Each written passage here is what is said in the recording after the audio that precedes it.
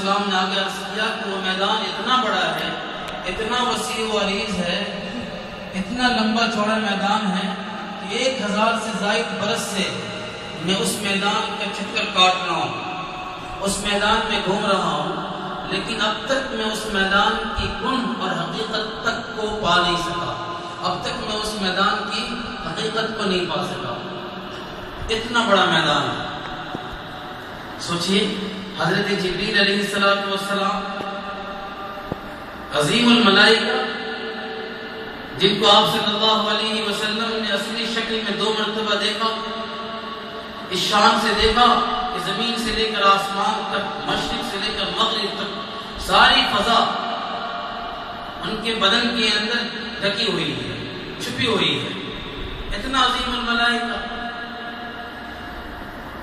طاقت کا یہ عالم کی پوری قوم کو گھر سمیت، ان کے مکانات سمیت ایک کف کے اوپر، ہتھیلی کے اوپر لے جا کر کے ساتھ وہ آسمان پر لے جائے، وہاں سے پٹک دے، طاقت کا یہ عالم۔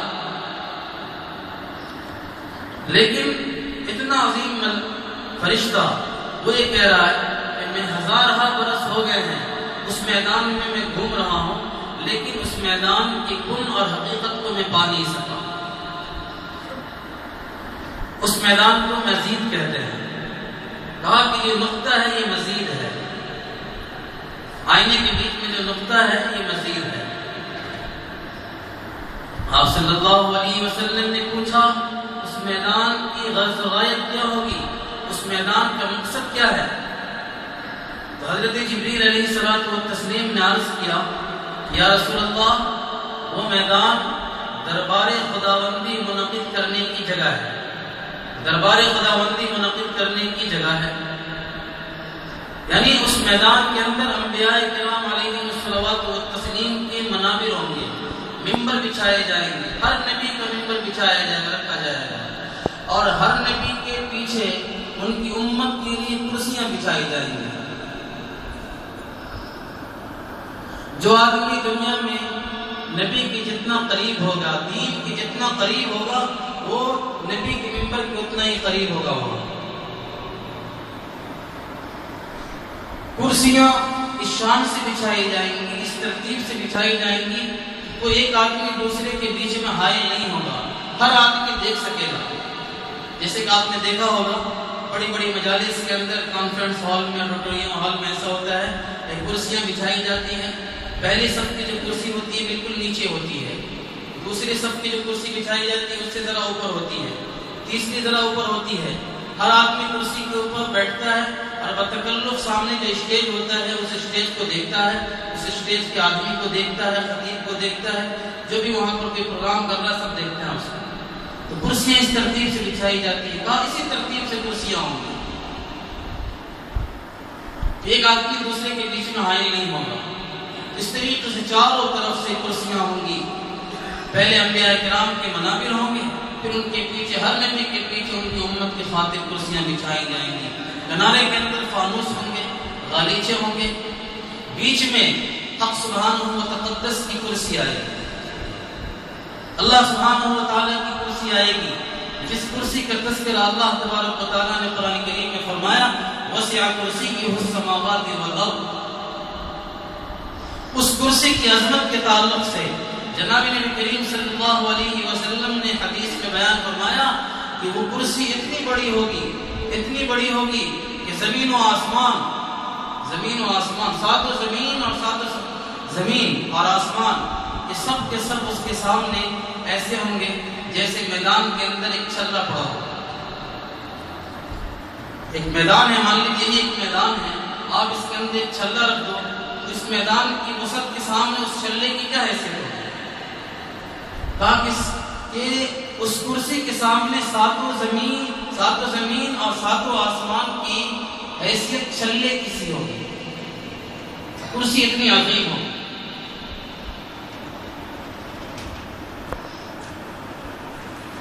کرسی پھر اس کے بعد جو ہے ظاہر ہے اللہ سبحانہ و تعالیٰ کے لیے کرسی ہوگی، لیکن اس کا یہ مطلب نہیں کہ اللہ تبارک و تعالیٰ اس کے اوپر بیٹھیں گے۔ کیوں؟ اس لیے کہ اللہ تبارک و تعالیٰ جسم سے پاک ہے، صورت سے منزہ ہے، یہ اللہ سبحانہ و تعالیٰ کا یہ تخت شاہی ہوگا، یہ عرش ہے جو مثل قبہ کے ہے، ساری کائنات کے اوپر چھائے ہوئے ہے، ساری کائنات کے اوپر یہ قبہ چھایا ہوا ہے۔ پھر اس عرش کے اوپر کیا ہوگا؟ کہ اس کے اوپر صرف اللہ پاک کی تجلیات ہوں۔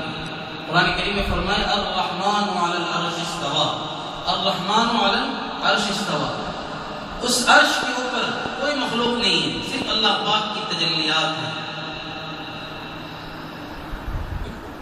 تو ترتیب یہ ہوئی کہ اللہ پاک کی تجلی عرش کے اوپر قائم ہے، عرش ساری دنیا کے اوپر چھایا ہوا ہے، گویا کہ پوری کائنات کے اوپر اللہ تبارک و تعالیٰ کی رحمت چھائی ہوئی ہے۔ اللہ تبارک و تعالیٰ نے بندوں کے ساتھ جو تعلق قائم کیا نا، وہ رحمت کا تعلق ہے، شفقت کا تعلق قائم کیے ہوئے ہے، غضب کا تعلق نہیں ہے۔ اس لیے وہاں لکھا ہوا ان رحمتی سبقت علی غضبی، کہ میری رحمت میرے غضب کے اوپر سبقت کر گئی، میری رحمت آگے آگے چلتی ہے، غضب پیچھے پیچھے چلتا ہے۔ تو اللہ نے جو بندوں کے ساتھ جو تعلق قائم کیا ہے وہ رحمت کا ہے، شفقت کا ہے، غضب کا نہیں ہے۔ غضب کا ہو جائے معلوم نہیں کیا انجام ہوگا۔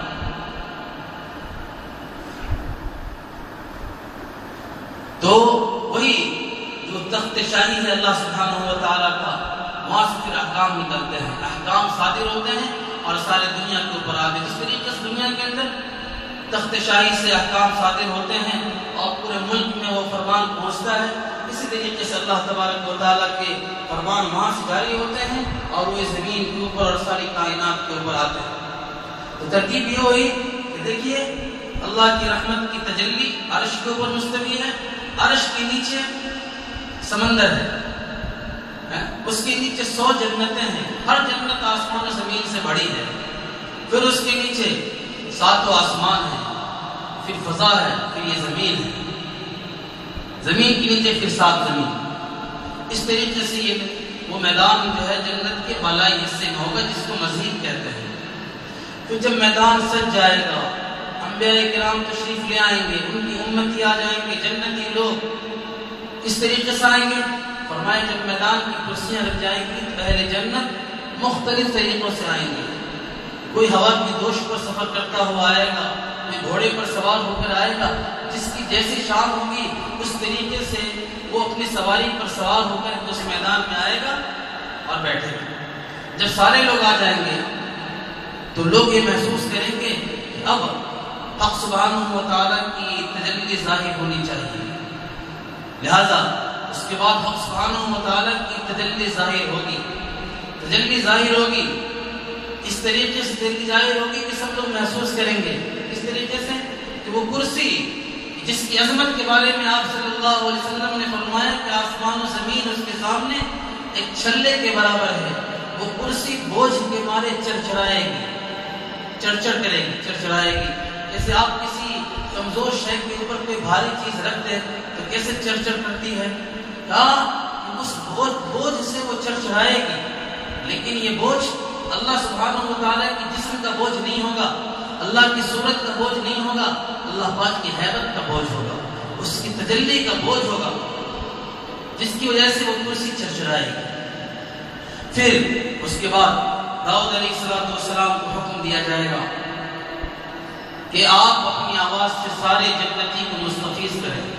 داؤد علیہ السلام جن کی آواز میں اللہ تبارک و تعالیٰ نے عجیب کشش رکھی تھی، دنیا کے اندر جب وہ کوئی مناجات پڑھتے تھے تو انسان چرند اور پرند بھی نر ہو، یعنی ان کی آواز کے اوپر فریفتہ ہو جاتے تھے، استغراق کی کیفیت طاری ہو جاتی تھی، لوگ چرندوں اور پرندوں کے اوپر بھی کیف طاری ہو جاتا تھا۔ ان کو حکم دیا جائے گا کہ آپ اپنی آواز سے جنتیوں کو مستفیض کریں، وہ مناجات اللہ پاک کی بارگاہ میں مناجات پیش کریں گے، اتنی سریلی آواز ہوگی، اتنی خوش دلانی کے ساتھ وہ اللہ پاک کی مناجات پیش کریں گے کہ سارے اہل جنت کے اوپر ایک قسم کا کیف چھا جائے گا، سرور چھا جائے گا۔ پھر اللہ سبحانہ و تعالیٰ فرشتوں سے کہیں گے کہ بھائی ان کو شراب طہور پلایا جائے، جب شراب طہور پلایا جائے گا تو استغراق شراب کی کیفیت میں مزید اضافہ ہو جائے گا، کیف بڑھ جائے گا اور سرور بڑھ جائے گا۔ یہ شراب طہور جو وہاں پلائی جائے گی دنیا کی شراب کی مانند نہیں ہوگی۔ دنیا کی شراب کے اندر تلخی ہوتی ہے، کڑواہٹ ہوتی ہے، وہاں کی شراب کے اندر شیرینی ہوگی، شیرینی ہوگی، مٹھاس ہوگا، ایک خاص قسم کی حلاوت محسوس ہوگی۔ دنیا کی شراب پیتے ہیں تو پینے والے بھی جانتے ہیں کہ ان کی عقل معاف ہو جاتی ہے، عقل پہ پردہ پڑ جاتا ہے، اس لیے اس کو جو ہے خمر کہتے ہیں۔ دنیا کی شراب پینے سے عقل چلی جاتی ہے، انسان بالکل پاگل بن جاتا ہے، مجنون بن جاتا ہے۔ وہاں کی شراب پینے انسان عقل تیز ہو جائے گی، معرفت بڑھ جائے گی، بصیرت بڑھ جائے گی، عقل کے اندر تیزی آ جائے گی۔ دنیا کی اللہ تبارک و تعالیٰ کے حکم سے جب فرشتے شراب طہور کو پلائیں گے تو جنتیوں کے اندر بصیرت پیدا ہو جائے گی، معرفت کے اندر اضافہ ہو جائے گا، جس کی وجہ سے ان کے اوپر کیف اور سرور کا ایک خاص قسم کا جو ہے کیف چھا جائے گا۔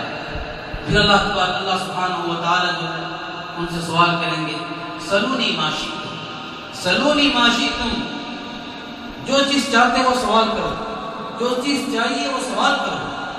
سارے جنتی بے زبان ہو کر کہیں گے، یا اللہ کیا چیز ہے جو آپ نے ہمیں عطا نہیں کی ہے؟ ہر چیز آپ نے عطا کر دیا ہے، ہر چیز، ہر نعمتوں سے آپ نے مالا مال فرمایا ہے، ہر نعمتیں آپ نے عطا فرما دی ہیں، اب ہمیں کچھ نہیں چاہیے، صرف آپ کی رضامندی چاہیے، آپ ہم سے راضی ہو جائیے، ہمیں یہ چاہیے۔ اللہ تعالیٰ فرمائیں گے وہ تو میں راضی ہو چکا ہوں، اور ایسا راضی ہوا ہوں کہ ابد الآباد تک تم سے راضی ہوں، کبھی اب تم سے میں ناراض نہیں ہوں گا۔ اگر میں تم سے راضی نہیں ہوتا تو یہ نعمتیں تمہیں کیوں دیتا؟ میں تو راضی ہوں، یہ نعمت تو تمہیں مل چکی ہے، کچھ اور مانگو۔ پھر لوگوں کو سمجھ میں نہیں آئے گا، وہاں لوگ پھر علم کی ضرورت پڑے گی، علماء کی ضرورت پڑے گی، لوگ پھر علماء کے پاس جائیں گے، کیا چیز مانگے؟ جو چیز ہمیں ابھی نہیں ملی ہے وہ کون سی چیز ہے؟ آپ ہماری رہنمائی فرمائیے۔ علماء کی ضرورت وہاں بھی پڑے گی دوستو۔ پھر علماء کرام مشورہ کریں گے، اس کے بعد کہیں گے ہاں ایک چیز ہے جو اب تک ہمیں نہیں مل سکی ہے، کیونکہ قرآن کریم میں اللہ پاک نے وعدہ فرمایا وجوہ یومئذ ناظرہ الی ربہا ناظرہ، کہ اس دن کچھ چہرے تر و تازہ ہوں گے، شاداب ہوں گے، اپنے رب کے چہرے کو دیکھ رہے ہوں گے، اپنے رب کو دیکھ رہے ہوں گے، اپنے رب کا دیدار کر رہے ہوں گے۔ ظاہر ابھی دیدار خداوندی ابھی تک نہیں ہوئی ہے، یہ چیز مانگو کہ اللہ آپ ہمیں اپنا دیدار کروا دیجیے، اپنے جمال حق کا دیدار کروا دیجیے۔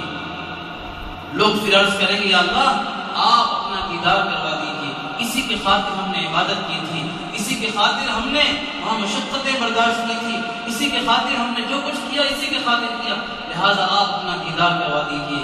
روایت میں آتا ہے کہ اللہ پاک ان کی اس درخواست کو قبول فرمائیں گے، درخواست کو قبول فرمائیں گے۔ اس کے بعد جو ہے وہ حجابات جو مخلوق اور خالق کے